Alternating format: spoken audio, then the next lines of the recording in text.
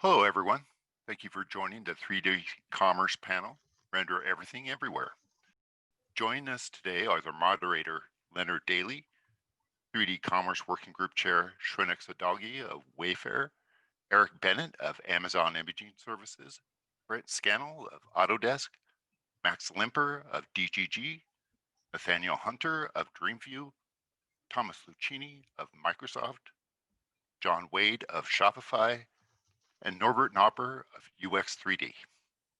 With that, I'll turn over the helm to Leonard Daly and we'll get started. Leonard? We'd appreciate it if you could indicate through the chat your interests in 3D commerce or any other related technologies or the retail side or the artistic side. Also, if you have any other particular statements that are good to go into chat, questions, please use Q&A. So I am an independent consultant.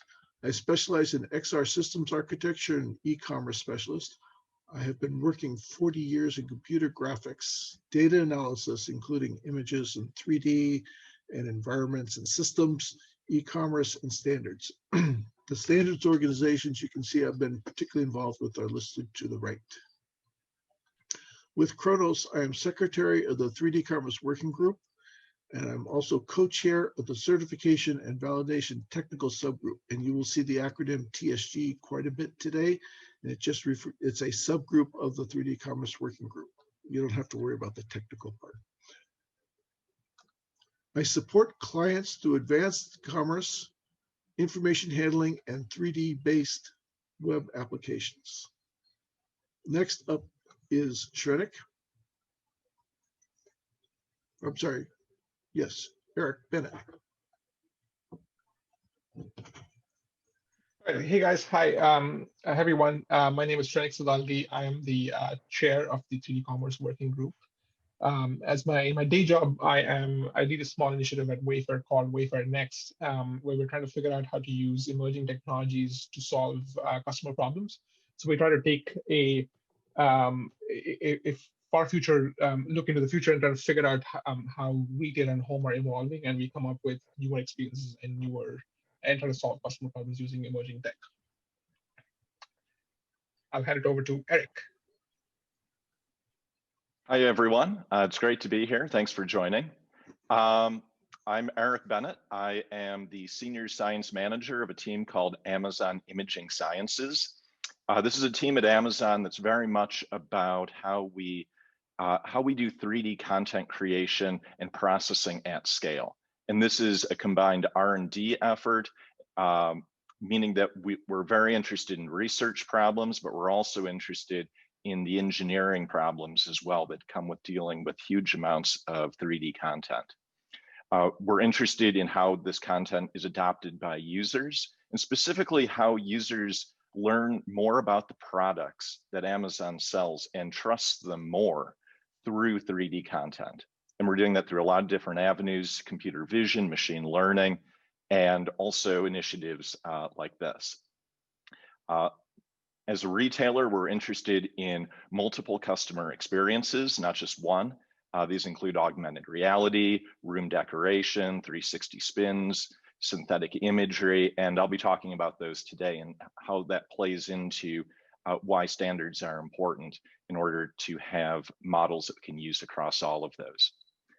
My experience is about 20 years in the field, and the bulk of it's actually in the field of computational photography. So I'm very interested in how people look at content and how they learn from it. Morning, everybody.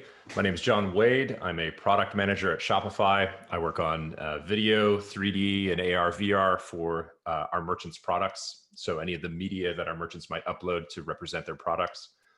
Within Kronos and the 3D Commerce Working Group, I'm the co-chair of the metadata TSG. So for those not familiar with Shopify, we're a commerce platform that allows you to start, grow, market, manage your business of any size. We have over 1 million businesses on the platform in 175 different countries, and there's a huge range. These are from aspirational entrepreneurs who are just getting starting up to brand names you probably recognize, folks like Heinz, PepsiCo, Staples, as well as some great direct-to-consumer brands, folks like Allbirds, Lisa Mattress, Gymshark, and so on, as well as influencers, Kylie Cosmetics and Jeffree Star Cosmetics and things like that. And so because these businesses are of all different sizes, we really want to democratize 3D and AR for businesses of all sizes so that everyone can participate. And so the first step in that, recently we've made GLTF models a native part of the platform. So the same way you could drag and drop an image or a video to a product, you can now take a GLB and drop it there. And that will allow your customers to view that product in 3D on the web, as well as launch it into an augmented reality mode on both iOS and Android. So we're really excited to work with this group and everyone here to really make 3D available to businesses of all sizes.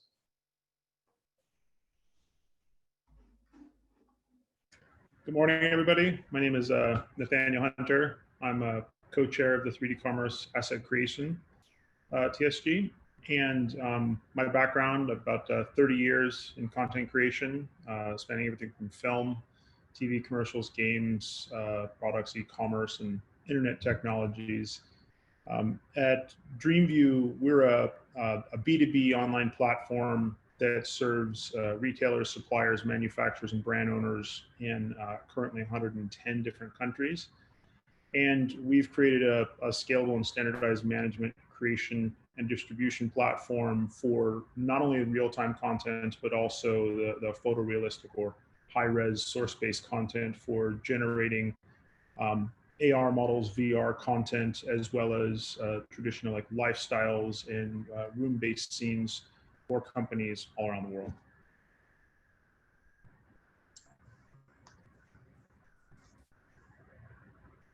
All right, hi everyone. My name is Max. I'm also co-chair of the 3D Commerce Asset Creation TSG. And before that, I was involved with Kronos activities by contributing to the GLTF standard. I originally have a technical background. I did my PhD on 3D data optimization. And right now my daytime job is working at DGG, where I'm a CEO and co-founder. We're creating a software called Rapid Compact that lets you automate 3D asset optimization workflows. And we're working with leading retailers and 3D studios on exactly that task, trying to automate tasks and make 3D workflows more accessible to everyone, which goes in a similar direction to what John previously said. So really excited to be part of this group, and handing over now to Thomas. Thomas, yes. Hi, everybody. So I am, my name is Thomas Lucchini. I'm the program manager of the BabylonJS team at Microsoft. So for those who don't know, BabylonJS is the 3D engine for the web. It's open source. It actually started as a side project from by David Catu, who was with Microsoft, but the adoption grew online on the web, also internally at Microsoft. So we're now about 12 people fully dedicated, and an engineering team of 12 people fully dedicated on the engine, and there is about 250 people also contributing to this open source project. It is a JavaScript library that sits on top of open web standards, so WebGL and WebXR for AR, of course, and the upcoming web GPU. And it contains and proposes everything that you'd expect from a modern and full-featured rendering game engine. And there's a lot of things that are useful for 3D commerce and retailers, animations, of course, particle could be also interesting, and physics if you have some interactions. One of the key things that is very keen to the team, when I joined it, I really discovered this when I joined the team about a year ago, is that how important is the backward compatibility for the team. They really are making sure that version after versions, they maintain compatibility, so your code, you don't have to change your code basically whenever we update and bring new functionalities. Finally, myself and also other members of the team are members of the 3D format and the 3D commerce working groups. We are implementing the new extension, contributing, giving feedback to this community to help the standardization. And that's it for me. So, hi everyone. My name is Brent Scannell. I'm part of the product management team at Autodesk for the 3ds Max product. Autodesk, in a nutshell, we make software for people who make things. So whether that's a smart car, a skyscraper, a bridge, or a blockbuster movie, Autodesk software, it automates how things are designed in the digital world and eventually made in the real world. 3ds Max is an old tool. It's actually turning 30 years old almost to the day this year, this month. 3ds Max offers a rich and flexible tool set to create premium designs with full artistic control, whether that's massive worlds in games, high quality architectural renderings, finely detailed interiors, or even characters with animation and VFX. 3ds Max is an artistic tool that many of the players in this space are already using, and that's why we have a particular interest in e-commerce and 3D commerce specifically. To participate there, make sure that we're always up to date with what's going on and playing an active role there. Okay, my name is Norbert Nopper. I'm the managing director at UX3D. Mainly we are doing GPU-based software in areas, of course, in the area of 3D. We do have a product which is called the Gestalter, which is a visual GLTF editor. GLTF is the asset of choice by the Kronos group. And the Gestalter is engineered for GLTF for viewing, inspecting, editing, optimizing, and composing. And of course, and that's the reason why we're here, it's a DCC tool dedicated for 3D commerce. I'm working since 2017 on GLTF in the 3D formats group at Kronos. And since the start in 2020 of the 3D commerce, I'm participating there. And yeah, I'm happy to be here and to be part of this webinar. Thank you. Thank you for the introductions, panelists. The 3D commerce has been a long development. Kronos has been working on this for over a year, and there's a history before that. I would like to ask Shrenik to provide some perspective on the historical side, also his view as a retailer, and there'll be contributions from John and Eric. Thanks, Leonard. So if you think of the evolution of retail and the evolution of e-commerce, right? We've gone from trying to describe products using text and then images, and then you think of how that medium is evolving, it's going to get richer.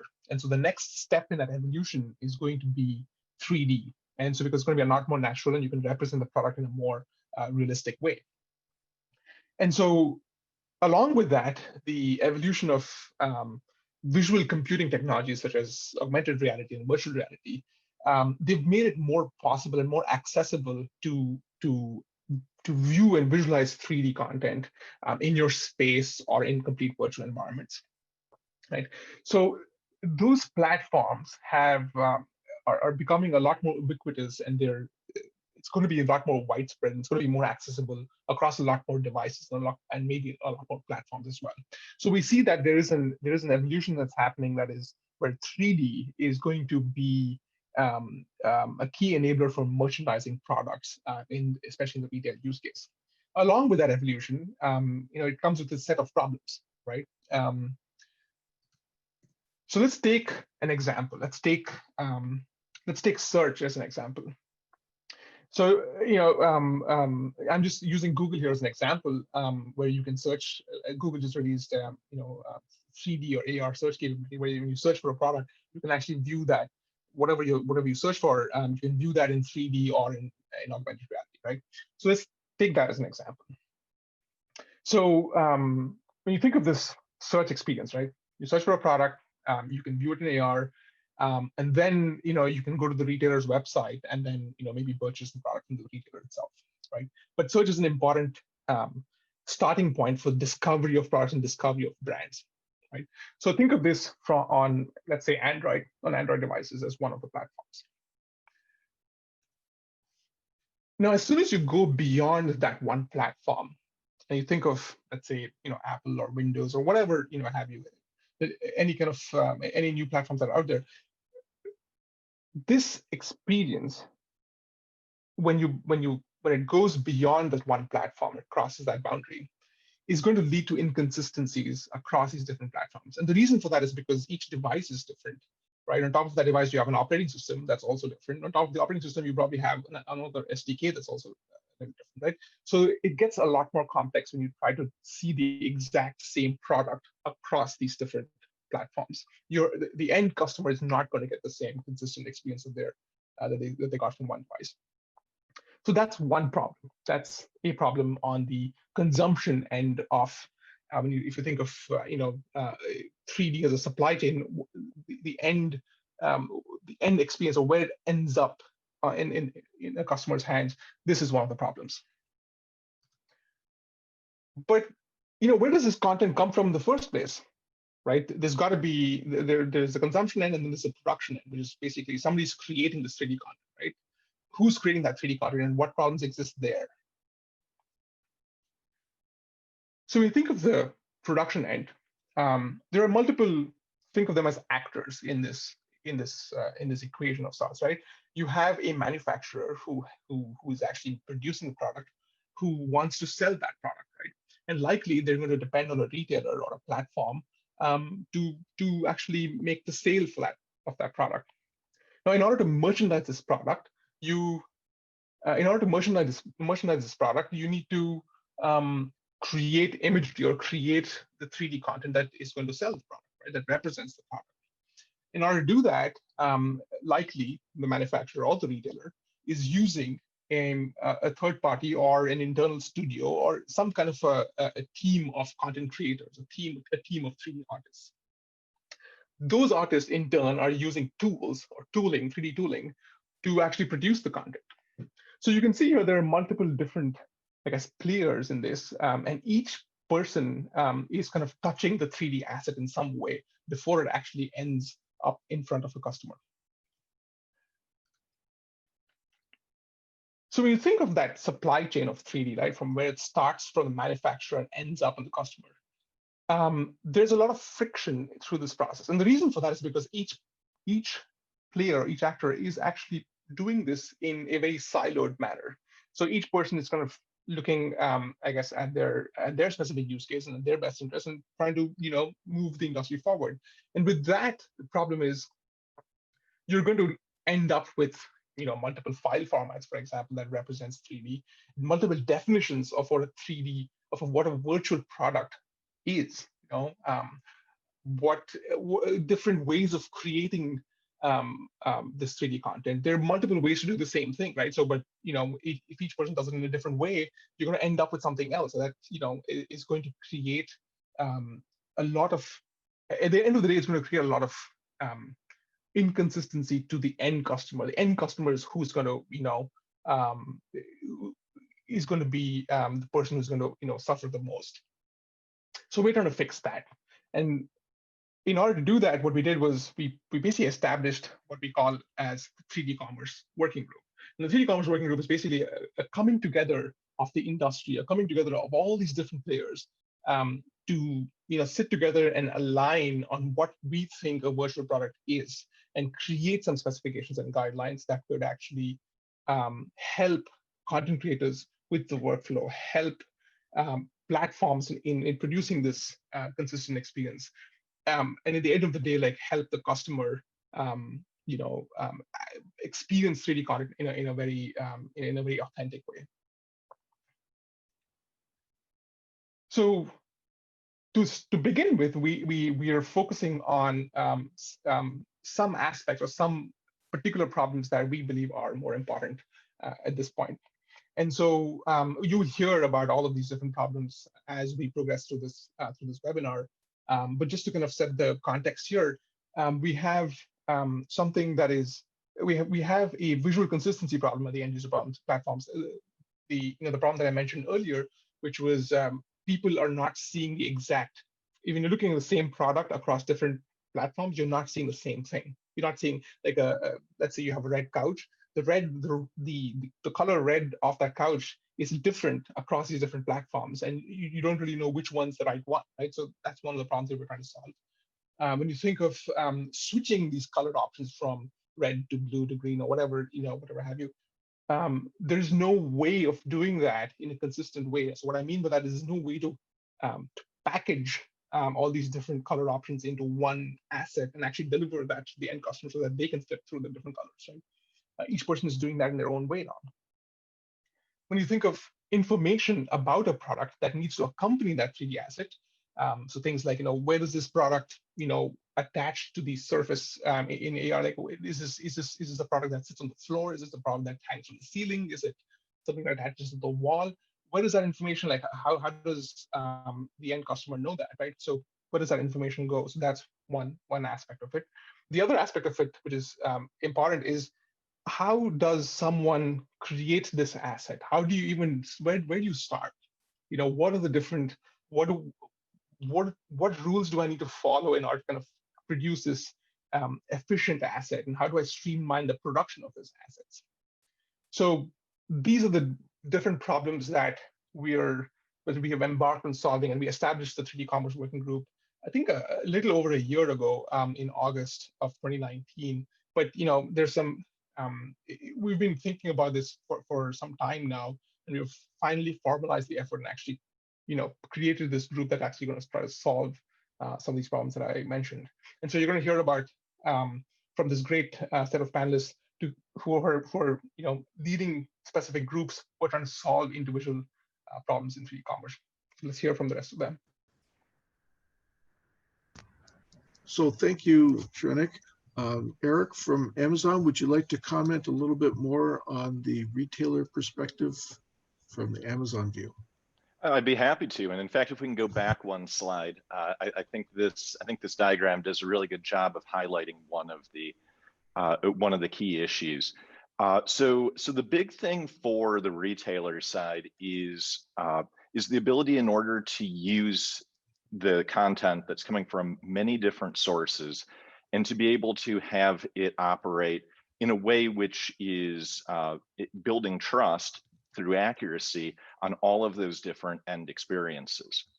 And what I am really excited about with the 3D Commerce Group is it's a holistic look at this, because this problem cannot be solved in a piecemeal manner. It needs to be solved holistically. And it actually involves kind of breaking one of the mindsets that I think a lot of people, when they initially look at this problem space, it feels uncomfortable. There's a lot of folks who I know that we've worked with who are accustomed to a mindset of, like, just make it look good. Like, I perhaps was in art school and I learned how to make everything look good just by fine-tuning every last parameter, tweaking the render settings, all those things, changing the lighting. And then if it looked good, then that was a good result. And what we find here is, in this highly matrixed world, is that mindset doesn't work. What we need to do is we need to think about standards at each one of those ways that the content fits into nicely. And when you do that, you end up getting the right result on the back end of this. The augmented reality, the on detail page imagery, it then just works. It's not through a lot of fine tuning things on a per asset basis. It's about learning how the whole holistic ecosystem works and fitting within standards along the way. And then all of a sudden you unlock all of those things, and the products that you create look the way that you want them to. And that is a tremendously challenging problem. And I'm super excited that the group here is setting each one of those stages, because the retailer simply cannot address all of those independently. It needs to be everyone together. John, Shopify is like Amazon in that you are a platform, but you support many thousands of small retailers, generally people too small to run the big systems that Amazon does. How is this problem impacting you, and how will it support your retailers? Yeah, so I mean, it echoes I want to echo everything that Shrenik and Eric said thus far. I think what's unique for us is that with businesses of different sizes, we have folks who are maybe really great at creating a particular product, but even doing things like setting up a website is something that that's over their technical capacity, right?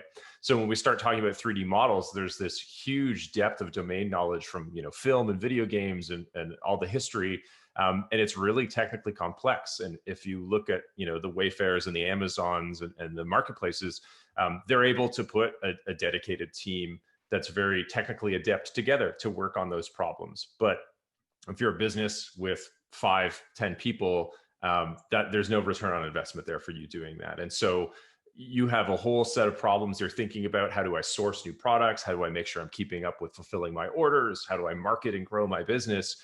You don't have time to learn an entirely new domain of skills. And so we need to solve all these problems so that there's a really strong ecosystem from, as Eric said, like the content creation, the content creators, the tools they use, all the way through to the advertising platforms and the selling platforms that customers use, so that merchants don't have to worry about these little technical friction pieces, that the ecosystem overall has solved it for them, and they can go hire people and just know that whoever they hire, the content's going to work in their Instagram ads or their TikTok or wherever it will be. And so I think we have to remember that we also have to take this level of technical complexity and make it something approachable to folks who don't have an interest and certainly don't have the time to get smart on 3D at a deep level. Thank you, John. So one of the major problems just in dealing with all this has been on the artistic side. And I'd like to talk to Nathaniel to tell us what has been happening in the artistic side pretty much from the early days. They use 3D models for all sorts of things, including camera shoots and so forth. And Nathaniel, please take it. Yeah, I mean, from the artistic side, right, it's from the boots on the ground aspect. The problem really comes from not having a solid set of guidelines. Without a set of guidelines, it's kind of like shooting a gun into the darkness. You have no idea where your target is, what you're going to hit. And as varying companies have different kind of requirements, this thing that you build for company A may or may not work for company B. And as e-commerce is more and more becoming a global entity, most suppliers and manufacturers that sell through different retailers sell on multiple retailers. We have clients that sell on upwards of 40 different retailers, and that creates a major data problem, right? And it's kind of almost the inverse from the opposite side, where the retailers are expecting a certain consistency, and they're looking for kind of a guideline to support the funnel coming into their singular point. Whereas many suppliers and manufacturers and even vendors and artists that are out there that are generating this content are generating it for multi-pathways. They're generating it for not one end kind of deliverable, they're generating it for 5, 6, 7, as every company has kind of organically grown up with their own kind of requirements. And so pulling these guidelines together was really to fix some of the stuff in the slide you see here, which is the pretty prototypical things like inconsistent physical scale. So these things, come in at the correct scale, which is really important for e-commerce, because if you're representing in augmented reality or on a website a product that is supposed to be scaled at the right size, that is influencing a consumer's buying behavior. So if they see something that potentially fits in their space, or it looks too large or too small, if that's not consistent with the real world product, then most likely what's going to happen is that consumer is going to buy that, it's going to come to their home, and then they're going to return it because it's bigger or smaller than what they had anticipated. And so that's a huge cost to the suppliers, manufacturers, and the retailers themselves. There's also inconsistent size problems that have been pretty rife from the artistic side in terms of not understanding what is the deliverable target goal for these individual products, whether or not they're 500,000 polys, or what is the kind of the physical size of the polygonal count that you might see inside of these different pieces, so that they can actually run appropriately on hardware today or tomorrow. Even more paramount than that is, more than anything, typically is color, right? So even if something is a little bit more lower poly, if the color is completely off, then it's something that really drives consumer return habits. They don't, they get something that they think is going to look a certain way and doesn't, which is, again, kind of a consistent pattern, as you're seeing, right? So if there's not consistency with the real world product that matches what they're purchasing through the digital platforms that they're actually doing the purchases through, then consumer behavior goes towards returning that product back to the retailer. We also have problems in the artistic side with the inconsistency previously of the different types of maps. You know, there's in 3D, there's multiple ways to quote unquote skin a cat. And you can go about it just about 100 different ways to generate something that results looking similar. As Eric was saying earlier, you might have someone that's tuning the lighting to make the material look more proper, but that's not the correct way to do it, right? So not having standardized mapping channels and ways that the materials potentially work can cause a lot of issues when you bring, especially potentially multiple products in, or you're in one lighting environment as a consumer, you bring that in and that's not the optimal lighting environment that that product was created in. So that product is now being displayed as something that is very suboptimal. We can switch to the next slide. If you don't mind. The problems are far larger than even the slide here represents. And these are really kind of a huge set of the problems that the Kronos, the 3D Commerce group was kind of set out to tackle, which is, file structure, everything from the naming and the metadata to topology, inconsistent UV scales and layouts, pivot points. So something doesn't suddenly, you bring a chair into the room, it's not underneath the floor level, or it's floating up in the sky. Not having PBR-based materials and maps create that variance of color across all these different products. And really the goal of these guidelines is to have products that can cohesively live in the same world together. So when you're a consumer and you're sitting on any type of device and you're bringing it up, whether it's on a website, you're bringing it up on a mobile app, and that could be any one of different types of devices, that you get a consistent scale, color, size, and just experience overall. So this is the problems that we're kind of facing are pretty considerable, and hence the reason I think that we built multiple different subgroups and subcommittees that are tackling really fundamental problems that are across kind of 4 key tenets that we called out. So with that, I'll switch it over.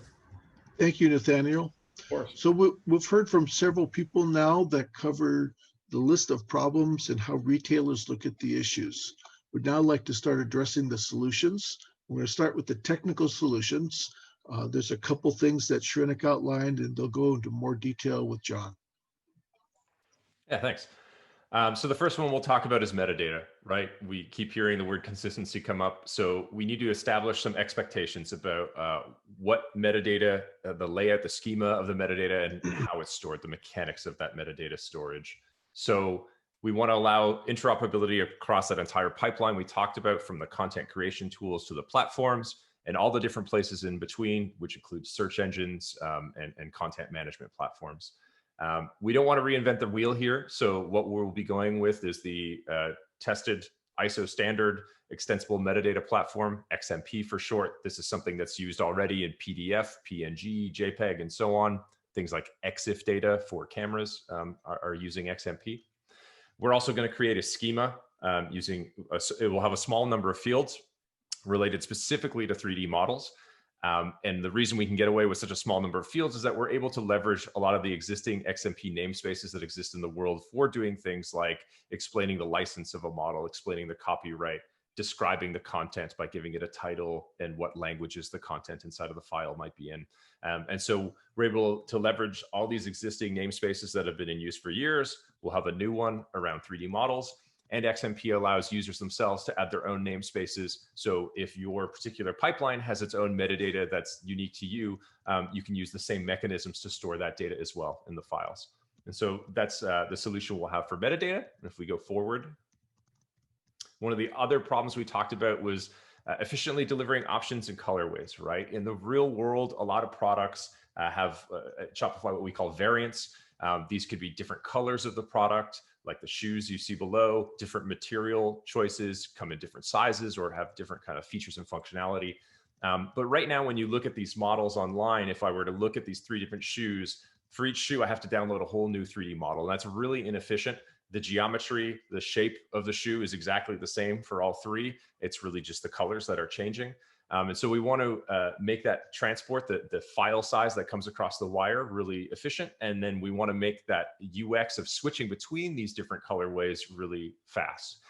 So there's a new extension that's been ratified, KHR Materials Variants, which is a GLTF extension that allows for the storage of multiple material variants inside of a single GLTF asset, which will help with both deduplication of assets as well as that quick user experience. We're going to continue the work in the future to evolve to think about things like geometry variants. So when there's different shapes and sizes. And all this leads to what are called product configurators, the idea that you can go on a site or in an app and configure a product with customized options. There's a lot of great configurators out there, but they all use their own kind of data storage and their own methods of doing this stuff. And we'd love to help work towards some standards in that regard as well. Thank you, John. So on the artistic solutions, Nathaniel pointed out several major issues: size, scale, colors, and so forth. This is the response, the asset creations from Max. Right. Yeah, thanks, Leonard. I think we don't have time to go into all the topics and to check out how to solve all of these issues that were brought up. But for that, we just released a couple of days ago the asset creation guidelines version 1.0, and you can just check them out on GitHub. They are there publicly available. You can comment, you can do pull requests and so on. And this is just a high-level overview, what you can see here on the slide, that shows in a way like what we're trying to achieve, what kind of workflow we were thinking about. And the guidelines are primarily intended for 3D artists who are already familiar with modeling workflows for CGI. So as you can see here on the top, many artists are out there that know very well how to create photorealistic images to be displayed in catalogs, for example.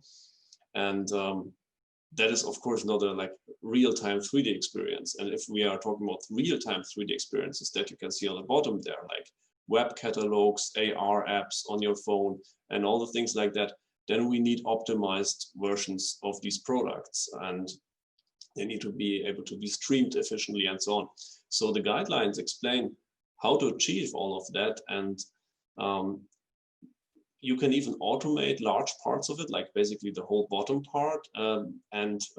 That doesn't mean, so it doesn't mean the artist has to know how to create an optimized version for AR like by hand. But what is really critical is that we can get the materials right, for example. And we're doing this by creating what we call a PBR base asset, what you can see here in the middle, that basically has all the materials in a format that we can easily translate to standards like GLTF or USDC for real-time display, so that the materials are ready for PBR rendering in real time. And streamlining workflows like that, not only on the artistic side, but also on the tool vendor side, will actually allow us to democratize them. And with all of these small retailers that are like really interested in pushing 3D workflows, but just don't have the capacity, we hope that the guidelines will help so that they can just have a look and hand this over to a 3D artist to create these optimized versions without many iterations and without having to think about workflows and have to reinvent the wheel. So that's basically the solution that we're having right now, and we're much looking forward to receiving feedback from the industry. Thank you, Max. So all of this with the asset creations would not be useful without having great tools to do this. At one time, doing these things was either thought to be magic or in the purview of shows like Star Trek and perhaps even Star Wars. But now we have the digital content creation tools, also known as DCC tools. That will be talked about by by Brett and Norbert, and we'll continue from there. Thank you, Leonard. And Norbert, feel free to jump in. I guess the overarching message that I want to drive in is that these content creation guidelines for real-time and for these particular workflows are not necessarily new and novel or unachievable. These are guidelines that were created by artists. The path and all the decisions we made were made by artists. And we're lucky in the Kronos group and the 3D Commerce Working Group to have such a variety collection and a wealth of experience.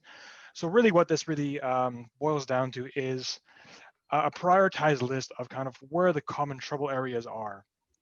Most of these guidelines are generally supported by the content creation tools that are out there today. And there's a huge, a variety of those tools, but like I said, they're generally supported, but it does create some interesting opportunities for guided workflows, for specialized tools that solve some of the biggest problems.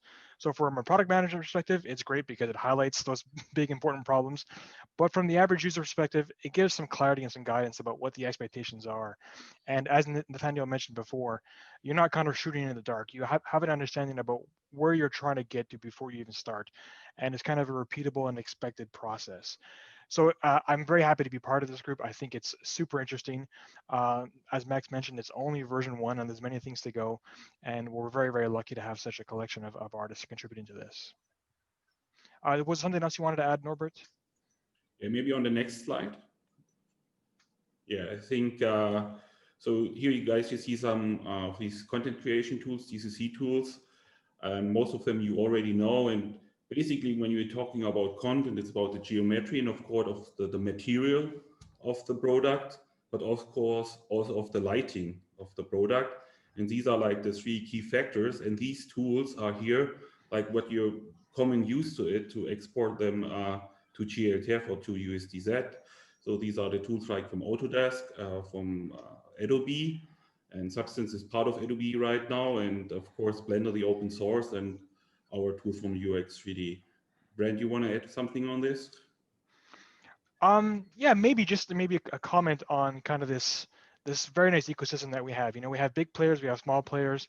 Together, we kind of leave our competitive interests at the door many times, and we work together. Some of us a lot more agile than others, some of us a lot more powerful than others. It's really fascinating just to experience the dynamic of all these players coming together and solve some common problems. It's fascinating. Thank you, Brent and Norbert. Of course, having all these wonderful models created wouldn't do any good without the means to display them. And Microsoft, through Thomas Lucchini, has been developing Babylon, and there have been other products out there too. Thomas, how are these products going to be, or how are the models going to be making it out to the web, and what are the major issues there? Yeah, thanks, Lerner. Yeah, I think a very simple analogy is for 2D, right, with JPEG, and what we say is GLTF being the JPEG of 3D. The goal is to think that here the 3D Commerce Working Group is taking it a step further for the specific case of retailers and 3D commerce. So the first thing, and that is of course obvious, is the notion that visual realism is essential for buying decisions, like the previous speaker have been mentioning. So there is some great work that is happening right now with another working group of the Kronos, which is the 3D asset that handle the GLTF format, with new materials that have been ratified, like clear coat, like sheen. Sheen is very important for the fabric of some furniture, for instance. And also transmission, more material coming, also volumes and more extensions, volume and translucency. Those will allow to have a standard way of rendering glass objects or some transparent, semi-transparent object, which are, of course, very common in in retail and in e-commerce. So that's the first set of work that is being done overall at Kronos, is to standardize the way to represent in a realistic way those materials, the object. For AR, there is a step further you want to be able to have the feeling that the object can be touched, right? So we've all shown this to our friends or our kids, and then when they see the object in AR, they look behind it and they want to touch it. So that's where you want to be able to go to, and for this, scale and lightning is also very very important. So all those new interactive experiences that are enabled by 3D for customers are allowing, and I'm gonna go fast because I think everybody here understands this, how you can zoom and you can inspect from the product from any angle, how you can get into the object itself through VR, or on the opposite, explode the object into its little parts. So new ways for the customer to understand better what he or she is going to buy. But those need to be visually realistic, but also smooth, right? If things are not fast enough, then the experience is all destroyed. So performance is key there, and we have to render this at 60 frames per second. So, very fast enough so the eye doesn't even see that things are being generated on the fly here. So this needs, this implies a lot of tricks and compromises between performance and realism, and those comes from the gaming industry very often. So we are trying to ensure that there is consistent rendering also across different devices, right? So there are, depending on the capabilities, there are some fallbacks, of course, between the high-end PC or desktop and a low-end phone. There may be some gap, but the goal is for the same range to have the same type of rendering. But that's for a specific 3D viewer. That's just one part of the problem. The other part is across all the different 3D viewers, we want to also make sure that the same object is going to be rendered the same. And for this, I'm going to hand over to the moderator, who is also a contributor. So Leonard is going to explain us what we're doing as a team for ensuring consistency across 3D models. Thank you, Thomas. So as chair and co-chair of the certification and verification technical subgroup, we're ensuring that the products that get certified represent the models consistently. That means no matter whether you're looking at a desktop, a phone, a tablet, or some other mechanism, that you see the same thing in the same manner. So the example here is to illustrate a standard catalog photo and put it on a phone and also generate a model from that. And they're all, even though they're in slightly different orientations and different backgrounds, they all look the same. Next. The certification process is fairly easy. The models have been assembled, and this is something that is done within the working group. And they have, as a certificant, which is somebody who is going to get their product certified or their viewer product certified, is they render the models in the viewer according to the instructions. They compare them to the reference renderers, which are also provided. The working group reviews the results, and if everything is lined up, then you get certified. It's a fairly simple process. We haven't put an estimate of work times on that, but we're coming out to that, and it's not something that's particularly onerous on the part of the certificant. Next. We're expecting a release next quarter. Well, yes, it is next quarter. So first quarter 2021. They'll be focused on the GLTF 2.0 models, not using any of the advanced physically based rendering capabilities or other things for this release. The image lighting is fully controlled. We will supply the image-based lighting images. There'll be fixed camera positions, static models. So at this time, no animation. And also because we're providing image lighting, we're looking at a fully virtual environment. So we're not dealing with augmented reality type systems where you include the visuals through the camera, device camera. That proved to be too difficult a problem to standardize initially. So we're focusing on a simpler case. Everything here related to the program is planned to be released as Creative Commons. So it will be freely available, and you just have to reference it correctly. You can test it out. You don't need to become a member of Kronos to be certified, well, to go through the testing. However, if you want to use the certification mark or the certification mark or saying it's certified, and if you go back to the previous screen, we have the mark here. If you want to use that, then you have to go through the Kronos process. So that concludes the selections on the solutions to the problems. And I'd like to bring back in the retailers to discuss how this is going to impact the user experience and does it begin to solve their problems in the case of 3D commerce. So go ahead. Shrenik, would you like to begin? Go ahead, Eric.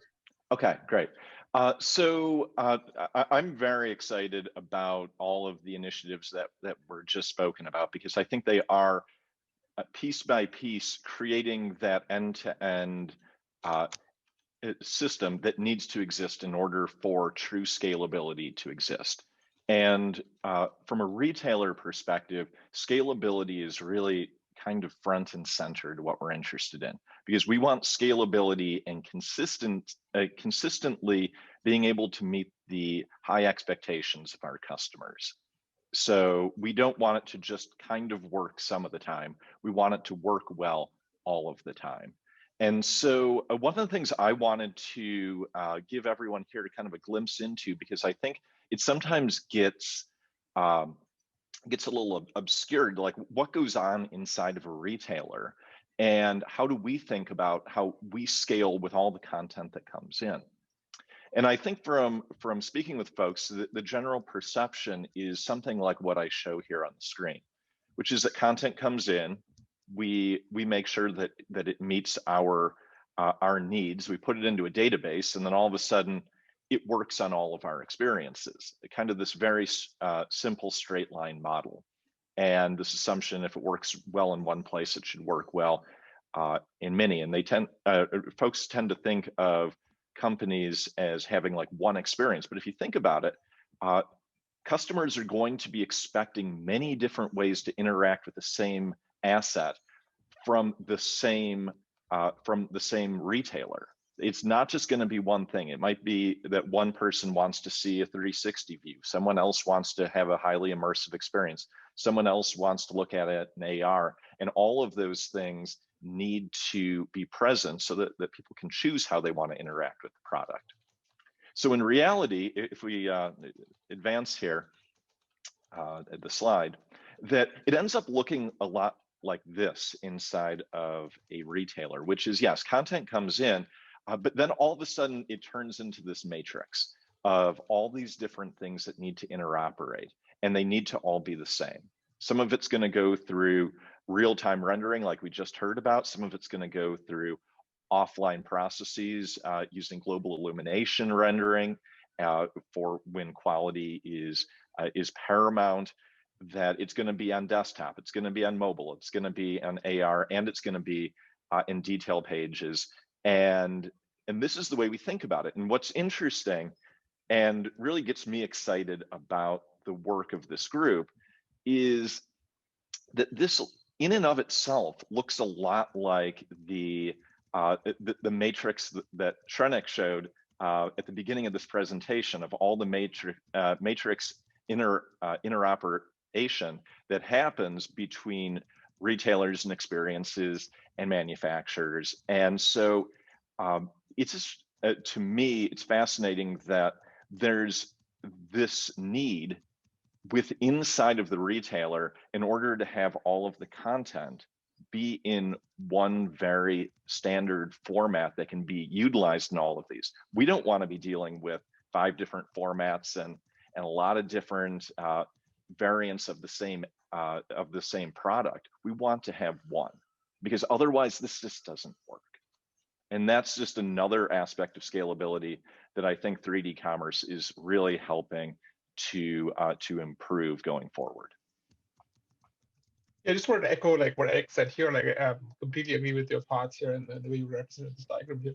So one thing to also like think about is this is it's an ecosystem, right? Each of these boxes here, it could be there could be different companies that are entirely responsible for each box, right? So there are different service providers and different tool makers, different platforms.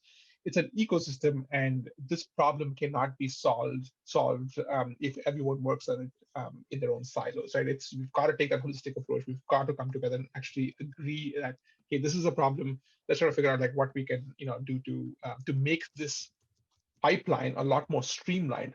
I think one of the mottos that we have is create once and use everywhere, and that's basically, it's an asset, right? So you create an asset once, but then be able to kind of use it multiple times across platforms without having to worry about it, without having to worry about is this asset going to actually look good on an obscure platform in a different country, right?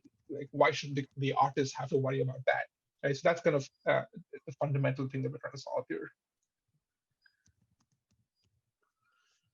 John? Yeah, I think just a quick summary too of exact same things, except on a lot of these diagrams we're showing, hey, the browser and a mobile experience and imagery or something else. But in the real world, it's even messier than that, right? There's so many channels. As a Shopify merchant, you can send your products to be listed on Amazon. You can send them to Instagram ads. You can send them to Google Shopping search results. Like, there's so many advertising marketing platforms as well as selling platforms that merchants have to deal with.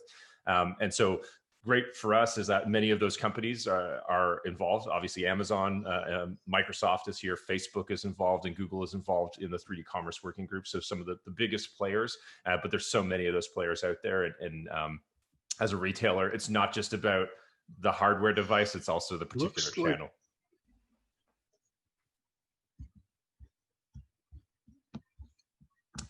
Back to you, Leonard. All right, thank you, John. So we're going to now go to questions from the audience. There's quite a bit of them here, and so we'll jump right in. Not necessarily let's see. I saw one, and it looks like it's been addressed already. Okay, so taking these in order, the ones that have gotten the most upvotes are going to get read off first, more or less. Is there any more information right on options and colorways through a GLTF model? And to the panelists, this is our first question. There's a lot more details here. This is of heavy interest in being able to consolidate products. And somebody, consolidate products into one configuration model that would really help streamline how our content functions. Learning more about how this feature would function with backend data would be something I'd like to be more interested in learning about. So Norbert, is that kind of your question? Yeah, I think everybody in this group could answer this because it's actually what 3D Commerce is doing. Regarding GLTF, the best source is you go to the GLTF specification on GitHub. Maybe someone can post it in the chat, and there, like, the whole material model is described, like how you can specify metallic material, how you can specify dielectric materials. And now, like, also, like, please have a look at the extensions. There are upcoming extensions that you have a sheen effect, for example, for cloth, or you have a clear coat effect, for example, if you have car material, something like this. And there's a lot going on. And of course, you look at the 3D Commerce the asset creation guideline, and there, like, yeah, you have a really deep dive feedback how to do this really on a technical level, or what have you do with the geometry, what have you to do with the UV maps, what have you do with the material. So please go there, look at it, and raise an issue there, or get back to this group. And I think all of us are open to answer your question in detail. Anyone else? Yeah, I can add something to that. I mean, knowing a little bit about this workflow from Brett, I will maybe kick it over to John. I think the root of the question is, Brett would like to know, how can he find out more about how we can manage configurations and options through GLTFs and aligned with 3D Commerce? Yeah, and so I'll post a link in the channel to the specific part of the GLTF spec, the extensions part. There's an official extension, Occurrence extension called KHR_materials_variants. And it's that first step in allowing you to merge those pieces of data together. I just posted the link to that specific extension in the chat. It is very new. It just was ratified in the last month or so, I believe. And so there will be some additional kind of talk and documentation about it coming, as well as some examples. This is the first step in allowing configurators to store all that information in a single file.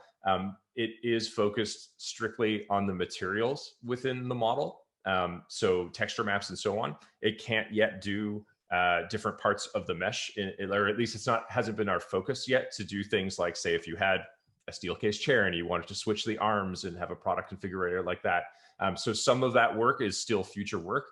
And maybe I'll jump in here and say, we'd love to hear from folks like yourself about what, the details of those problems, examples, if you can share them. And there's many ways you can do that. You can join Kronos itself as a contributing member. We'd love to have that, because then you can participate in the actual spec creation. But if not, there are other avenues. We have an advisory forum where other companies who aren't participating in Kronos can both get early access to some of the things we're going to release and provide feedback, but as well, it's a channel for folks to tell us about their problems. And so, specific to configurators and variant combinations, we'd love to hear from as many retailers in the real world as possible about these problems. Okay, thank you. Next question. Is there a place for photogrammetry, like reality capture, to get plugged in here as a start for geometry creation? Brent? Yeah, I can take that, absolutely, and feel free anyone else to jump in. I think a lot of this revolves around the idea of asset repurposing, is what I'm going to call it. Many of these assets don't start their life as somebody's dream in their brain and they start going into Max or Maya or Blender and start making them. They start either as a physical product or some digital other representation, maybe for manufacturing, for engineering, design, and they need to be repurposed into something that's more appropriate for a catalog render or for an AR representation on a website to make a purchase decision from. So yes, photogrammetry is a big part. There's still a large percentage of products that are designed without some kind of digital twin that's easily reusable, and sometimes photogrammetry is the best. Following up from the asset creation guidelines, we actually want to start promoting and encouraging guided workflows and tutorials. And one of the ones that's kind of the most mature in our development cycle is a guideline and tutorial around photogrammetry and reality capture. So that's something to look forward to. It's not quite ready yet, but it's something that we're reviewing right now. And of course, we're always looking for contributors and people to help review that workflow. Anybody else want to jump into that? I can speak a little bit to that, just because I think that photogrammetry as a starting place is very interesting. And one of the things that I know tends to be very important is the getting the geometry at the right level of detail. Like this is one of the ongoing problems that if we go back to, for instance, some of the slides we saw earlier about having clean geometry and about having things that efficiently use the geometry, that tends to be one of the areas where a lot of photogrammetry approaches aren't so good.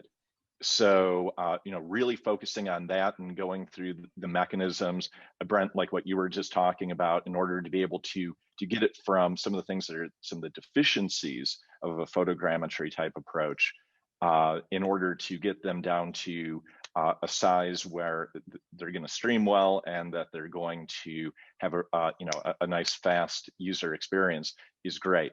And also, depending on the photogrammetry approach that you take, that there oftentimes are much simpler material representations than what we would typically want to have. Getting into all the nice things we talked about here with PBR Next and those things. Like a lot of the photogrammetry approaches don't address that up front, so that's another gap that's there. But using that as a middle ground or as a starting place when you don't have an existing digital model, there's a lot of promise there, and just bridging those specific problems tends to be the biggest issue.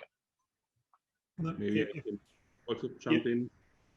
If I could add, oh, sorry, go ahead. I think what's so important is for the variance stuff, because like the big advantage of 3D commerce and GFF and its variants is that you can switch between like all these variations. And of course, there are scanners out there who can make, like from a scan, they can produce, they can split it up into a material system. So yeah, but basically, I think regarding the variants, it's like this is like the scope of 3D commerce. But maybe someone can feedback on this or like different opinion. I just wanted to bring something about the asset creation guidelines that were just recently posted. They're not meant to be posted once and then forgotten, right? It's kind of a living document. And with the enormity of all of the things that we tried to tackle, the photogrammetry stuff definitely came up, and it's on our list of things to go through. But first it's getting through the base level of, regardless of where it came from, like what are the guidelines that we need to create these products, regardless of the method in which they were brought to life. Whether it was using photogrammetry or a 3D application software. And building out those guidelines is something that this is just a 1.0, and we're going to be adding more and more stuff. And photogrammetry is one of those where those guidelines will just continue to grow to give companies and individuals all around the world a better kind of foundation layer to understand how best to move this forward into e-commerce. All right, thank you. Taking up another question, and this is directed to Thomas, but we'll start with him. Can we expect that Web GPU could be an alternative way to showcase 3D environments with objects and shoppers' interactions in real time? Yes. The answer is definitely yes. Web GPU is the upcoming standard for 3D on the web. It is, I think, still early. The standard isn't finalized yet. There is a new shader language, for instance, but it's very the standard is very promising. I'd say the time frame is about a year for things to dry up and to have this released and fully implemented. There are already first versions that you can try. On our BabylonJS side, we are at about 80% of the features who are implemented, and that's outside the shader language. One of the key things for us is the backward compatibility. So the objective is that your code basically will not change. All right. So and the engine by itself, if there is WebGPU on the browser, will run the WebGPU version. If not, we'll run the WebGL2 version or WebGL1 version. So yeah, this is definitely the future, and it's actually pretty exciting for the people doing the implementation. Thank you, Thomas. To Eric, could you tell us more about Amazon's approach to model creation? Does scanning happen at the fulfillment center? So I'm going to answer this question at a pretty high level. And I'll say that when Amazon began putting 3D content onto the site and building experiences around it, that a lot of that content was very hand-built. And the question is why? It was about needing to actually have content that was going to be known to work and to have a very high believability to the customer. And so none of the other approaches we looked at the time were immediately going to give us that. And that was a couple years ago. And so we really looked at what it was going to take in order to get us to being able to always guarantee not just the aesthetic standard of things, but also the technical quality. And at the beginning, that was very much a handmade approach in order to do that. And that's a lot of work in order to create a lot of models that utilize that kind of content. And it also spurred a number of other projects. And I've spoken publicly about some of the things that I'm particularly interested in, including machine learning and computer vision for doing things on a very long-term time horizon of like, how do we go from just a couple images in order to create a 3D model as well, because that would be wonderful too. It's not, somewhere on the far extreme of photogrammetry. So I'm not going to talk specifically about Amazon's model creation, but I will say that when you need to have all of these constraints in order to guarantee a good customer experience, really the only way that you can achieve that is by having a very controlled asset creation process where everything is very meticulously created. And as as our experiences become more more nuanced, and as the standards for how things feed into that allow us to reuse content more broadly, that's going to expand many of the ways in which we can acquire content beyond, you know, what is this very much, I'd say, brute force approach of creating content. Thank you, Eric. So this is to all panel members, but let's start with Max on the response. The GLTF US and USD summary section of the asset creation guidelines is currently empty. How close are the e-commerce participants to achieving consensus and interoperability for GLTF and USD? What about for advanced? Well, let's start with there because the other one's going to be. Let's start on that question. All right. Yeah, I'll just answer the GLTF and USDC part here. So that's a really good question because we have thought about that a lot as well.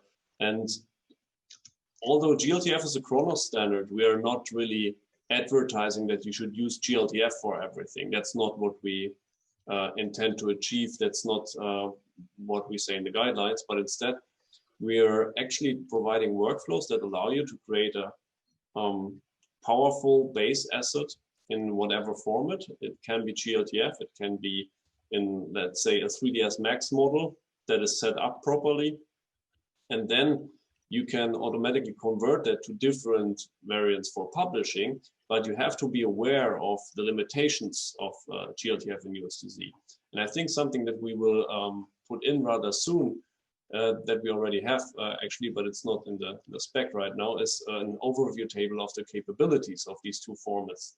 Because for just as a simple example, you know, like when you want to have an occlusion map on your asset and you have a different UV channel used for the tiling base color map, and the occlusion map should be non-tiling, then you need 2 UV sets. And that's possible with GLTF, but it's not with USDC. And we're not, of course, going to be able to change that, but we have to check, like, how can we create the assets in such a way that we can actually get a very similar experience for both of these formats, and how to get there. So the first thing will be, we start with an overview table of the capabilities and then give recommendations what to look out for when you want to achieve a consistent experience across platforms, where some of them use USDC because they are from the Apple ecosystem and the others use GLB. Thank you, Max. And continuing on with this question, what about for advanced lighting beyond the plan 2021 Q1 GLTF 2.0 subset? I'm going to take a little bit of shot of that and think that that may be part of the certification. That is going to be an image-based lighting. If the people from asset creation, that's Max and Nathaniel, believe that's something related to there, do you have anything to say on that? I think that this goes more into the GLTF and PBR direction, this question, I feel, because we're not really recommending, for example, to like anything that's very particular about like specific rendering features or something like that. I'm not sure. Like if that question goes into the direction of what can GLTF support and what's next with GLTF PBR, that's something that maybe Norbert can answer, or otherwise Nathaniel answer about the environments and how that's related. I would say that the asset creation guidelines tries to stay as tool agnostic as possible. And I think that's definitely something more for Norbert. Yeah, there's a subgroup of 3D formats. It's called PBR Next, and what we are currently trying to do, or what we're not trying, we're really doing it. Every material in GLTF is physically based. So like there's a physical formula which you quite know, and regarding lighting, there's already the punctual light extension, of course. And regarding image-based lighting, it will be part of the certification. At this point of time, there will be not an extension for IBL, because people don't want to have the IBL inside the GLTF. There's like a big discussion going on, but like how to filter or like how to use an environment for image-based lighting, this is will be well defined. And last but not least, if you have the BRDF, It's up to you also in your engine to use area lights or something different, because the materials are all physically based and will be like step by step, this will be adapted. And regarding GLTF and USD, if I'm allowed to say something, is for me it's important that people compare USDZ to FBX from Autodesk and Collada from Kronos, and GLTF to USDZ, because USD, from my point of view, it's created by Pixar and it's like it's really popular. But if you compare USDZ, you have to compare USDZ with GLTF, because USDZ is a subset of USD, and otherwise we are talking about different things also in lighting, because in USD you can do quite a lot, but in USDC you have like the same limitations or even less features than you have in GLTF.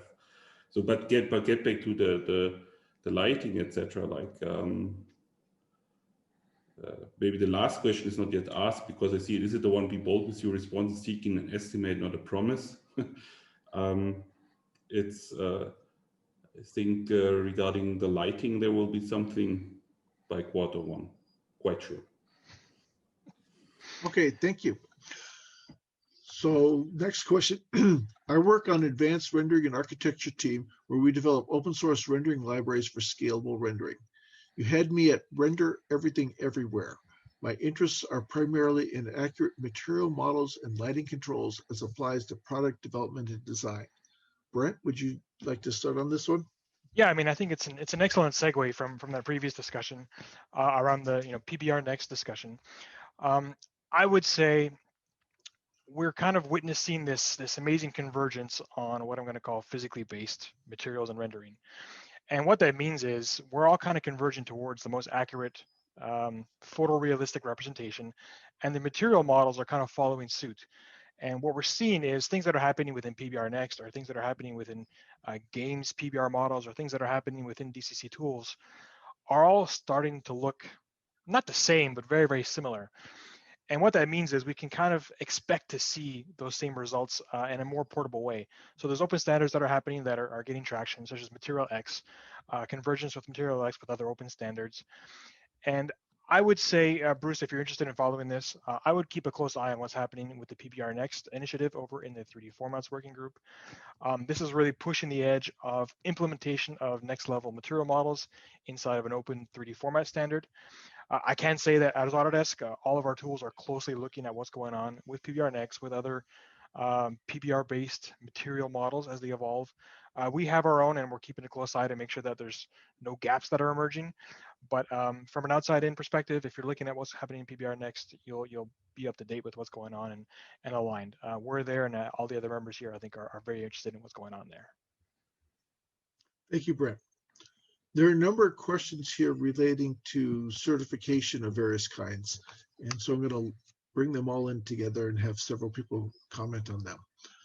The first one is there's a mechanism to deal with monitor color calibration on various devices, having different settings, exposures, hues, etc. at the end customer. What about screen standards or screen calibrations? Content is one issue. The other side of that, though, is hardware.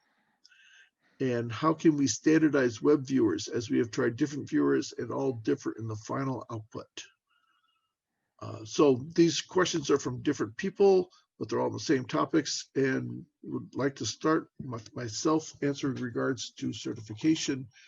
These are all questions that we did consider and felt that in the modern day worlds, and not of even 10 years ago, the hardware is a lot closer to each other, and the underlying support libraries and operating systems and browsers are fairly close, that we can at least initially treat a lot of them as the same or as not a major issue, while recognizing that there are differences and that certain monitors may not produce the expected results. So even though the certification process is going to be a direct comparison to the reference images, there will be allowances made for things that are special cases, provided the certificate provides the explanation for that. And Shrenik, I think you'd have some additional comments on some of these. Yeah, one of the things that we try to do, I guess, like we try to prioritize web first before we went down the route. So the certification effort right now is very focused on web viewers. The other thing is, when you think of like one of the reasons why we joined Kronos or we're part of Kronos as 3D Commerce is that, you think of like all of these different standards. You think of the typical like application stack or like networking stack of sorts, where at each level, so for the hardware, the interaction between software and hardware, there is a standard there, right? And so somebody's trying to standardize that part. Then you go one level above that is somebody's trying to standardize like the software to the different number of browsers, and then on top. So you think of, so we are dependent on all of the other standards that are actually like working their way towards that final pixel that you see on the screen. And so, and that's one of the reasons why, like, we can be successful as a group is because we're talking to all of these other guys at the same time and saying, solve this problem from we're almost like, think of us as like we're at the application level and we're trying to drive the requirements of the rest of the standards inside of Kronos as well. And so I think there is like there's an interplay of all these standards. Only if all the standards come together is when this whole thing will work. And so that's the hope. Okay, thank you, Shrenik. I'd like to let all the participants know that there are a lot of questions. We will attempt to get through as many of these as we can. We will be saving the entire set of questions and attempt to answer these in a written form in a manner yet to be determined. So they'll go out with the follow-up response, not necessarily the answers, but at least where to find them or where they will be posted. Running through these questions. So open panel question. There's one there's one about Instagram, Facebook, and WeChat support. Yeah, that's what I was looking. There it is. Yes. Yeah. When will the main platforms where customers are online, Instagram, Facebook, WeChat, etc., start supporting complex high-poly GLTF configurable models? Yeah. I can take that. So I guess we can't speak on behalf of some of those other companies you mentioned there, but all those companies are, except WeChat, I guess they're all a part of Kronos. And so I guess, like, again, it's going back to my previous answer. It depends on like the evolution of the devices. I bet that, it's not like we can't, it's just that, it's going to lead to a poor experience, right? So as devices get more performant and as the underlying kind of software that powers the hardware gets more performant, I think we will see that shift to go from what we are today to like what what can be. I mean, if you just take a look at maybe 5 years in the past or 10 years in the past, you can imagine like how far we've actually come today, right? And so it's just, you can just draw, extrapolate that, draw the line, and actually see like where we're going in the future. So I think it's going to happen. It's just a question of time. John, do you have any more contributions, particularly from the configuration side? Sorry, I was answering a question in the chat there. What was the so this question? is a question is, when are the major social media platforms going to be including some of the GLTF capabilities? Yeah, I mean, as mentioned, by Shrenik, like all those companies are working with us. I mean, I think most of them are prototyping some early functionality. You'll see little one-off stuff. I think a better question is, when is that going to happen at scale? And I think the truth is, a lot of those companies are looking to standards like this, where they know that they can get a consistency of the content that's coming in to their platforms. So again, I can't estimate the time for the various platforms, but I think they're aligning really heavily with the work that's happening here. Yeah, one thing I want to highlight here is like this trend that I guess John was hinting at, which is, and this is an interesting question for the rest of the group as well. Some of this stuff, right? You think of like this as a chicken and egg type of problem, right? Where without having the standards, like can I like put my content out there? But without having the content, can we actually create the standards, right? So I think there's that little that syncing that needs to happen between I guess the content creators and the standards bodies and the actual platform. So I guess that's kind of one of the reasons why we got together, I guess, is to think about this from a holistic point of view and actually drive the entire industry forward. So we do need a lot of support from you folks to like to share like what you've been up to, or to make your voice heard, and actually like either join the advisory forum or actually join the group as a participant. and let us know, surface your problems or surface what you're trying to do, and then let's try to build the use case for it and actually create a solution for it. Okay, thank you. So this is to Eric and perhaps to John. How can we scale the 3D modeling process? Well, I will say that that is an incredibly difficult problem. I wish I had all the answers to that one too. I can give you a few thoughts that I think I wish I had been able to tell myself in the past in order to help guide my thinking on this. And the first one is it's about understanding quality. One of the things when you have a lot of people involved in the process is that there tends to be a lot of different, subtly different understandings of the same things. And when it comes to having a consistent quality bar, I mean, I think the work here with the asset creation guidelines is a great place to get everyone standardized on. But even within inside an organization, there's all sorts of little things that may come up, and really having a clear idea of quality and giving people a lot of feedback along the way is really important. And the other bit of advice I would say is don't be afraid to move away from some of the thinking that I think or that I believe it tends to be the approaches that folks might learn in art school to learn how to model. There's a lot of thinking about how do we do things soup to nuts? How does one person learn how to do everything?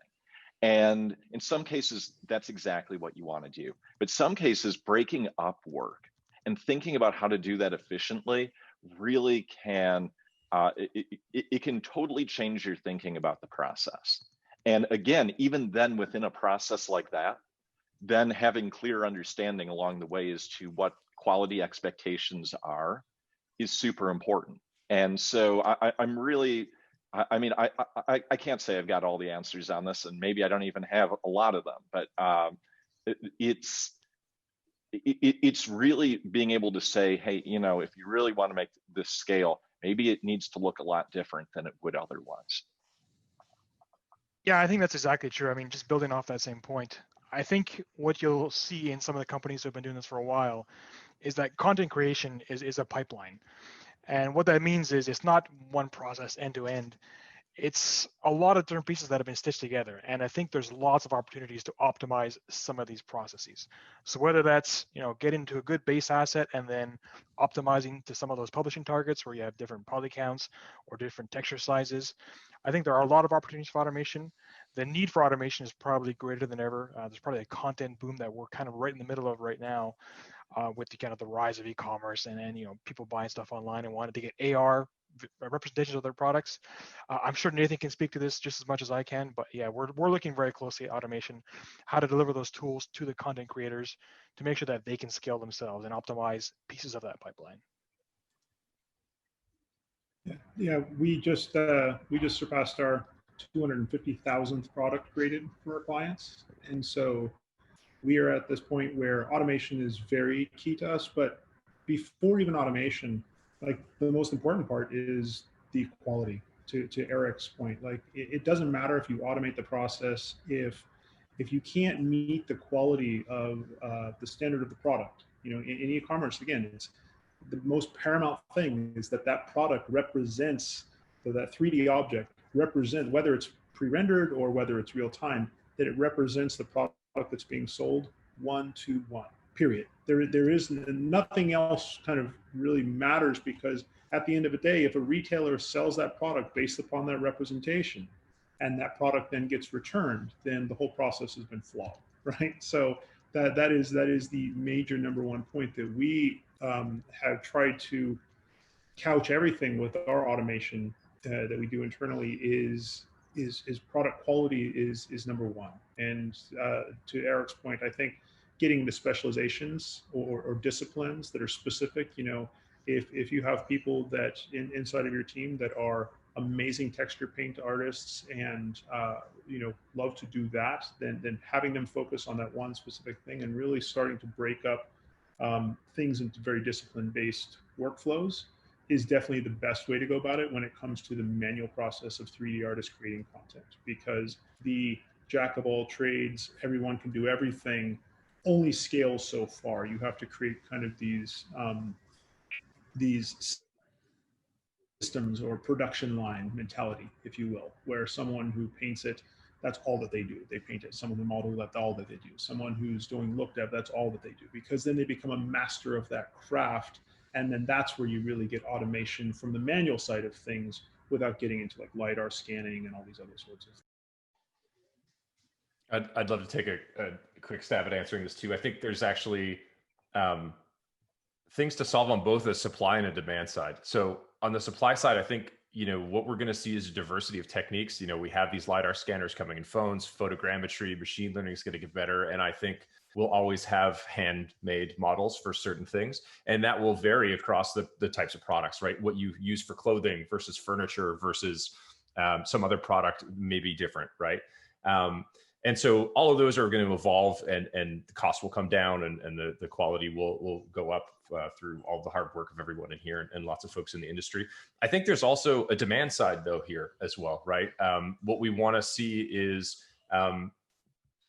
we still struggle with merchants who don't understand the return on investment or don't even understand what a 3D model is. How is this different than a 360 photo spinner? Or how is this different than just a video, right?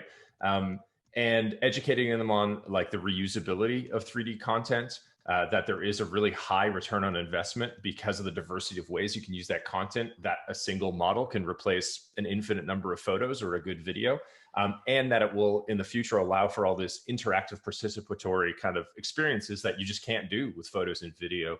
And so I think there actually is also, having more players in the ecosystem, having a larger customer base will accelerate everything. And so I think we need to also just think about the demand side of this. How do we get more retailers, especially those middle-sized ones, interested in 3D and AR? Okay, thank you, John. So as attendees, you see a poll up there. We would really appreciate your responses here. It helps us improve the quality of these presentations and gives us an idea of where you are located to better serve what you're looking for. So we just have a couple minutes, 1 minute left here. Very quickly, we're going to go through the list, and for a final 1 or 2 statement summary as to what's going on. We will deal with the questions offline, the remainder of the questions offline. Brent? Sure, takeaway messages, I guess. I think it's very exciting what's going on here. We're seeing a convergence of maybe entertainment technology applied to a new medium. I think that's interesting, and I also think we're just getting started. Eric? Well, I'm just going to echo that last point. These are early days. It's day one, as we say at Amazon, and I'm really excited that that what's happening here is setting the stage for a lot of experiences that no one's even thought of yet. And these are the empowering technologies that'll make that happen between everyone who needs to be involved. Nathaniel?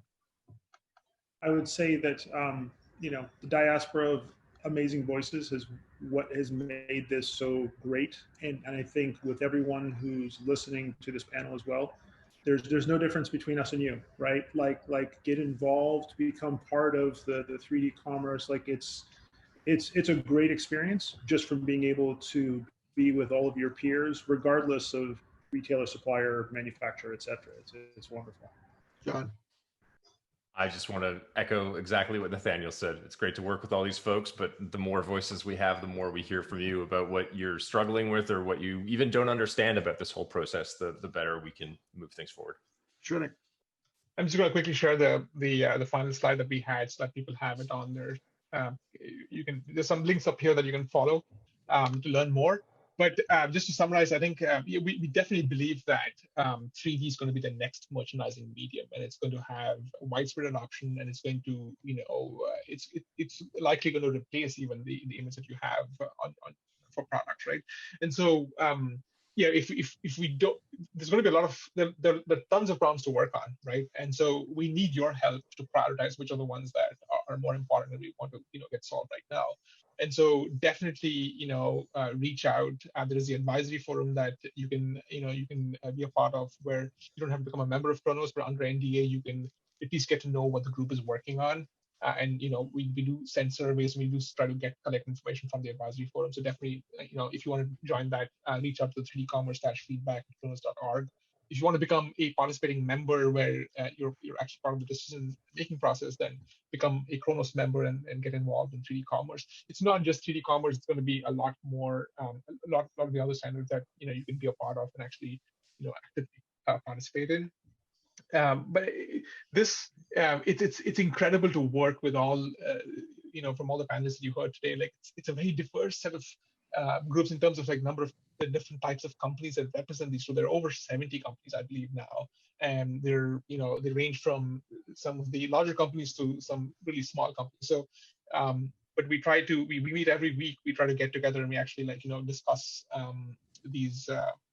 We have discussions in a very, very regular manner, and some of these discussions are, it's really interesting to see, because I think people do put aside their, we're kind of competitors in a lot of ways, and so we put that aside, and we actually get together and we work towards solving the problem. And I think that the momentum is incredible. The quality of the discussions is pretty high, and so I definitely encourage you to participate.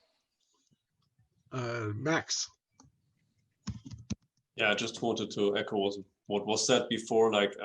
It's really great to interact with some people and be able to share the guidelines and everything that we have worked on. And now is really the time for the community to pick it up and just go to GitHub and open issues when you have questions that are not answered yet by the guidelines, and feel free to become a contributor yourself. So it's a quite exciting time, and happy to be part of this panel. Thanks. Norbert. Keep it short. 3D Commerce plus GLTF is equal render everything everywhere. It's great working with you guys. Looking forward to the next session. Thomas. I think just maybe one word is the passion that there is, because it's an amazing field where we try to represent the reality, right, in a digital way. So everybody's very, I think, happy of what they're doing, and that's what always amazed me in this group. So looking forward to continue on this. So thank you, everybody, for attending the Render Everything Everywhere 3D Commerce by Kronos panel. We look forward to presenting to you again, and watch further for updates from Kronos regarding 3D commerce. Thank you very much.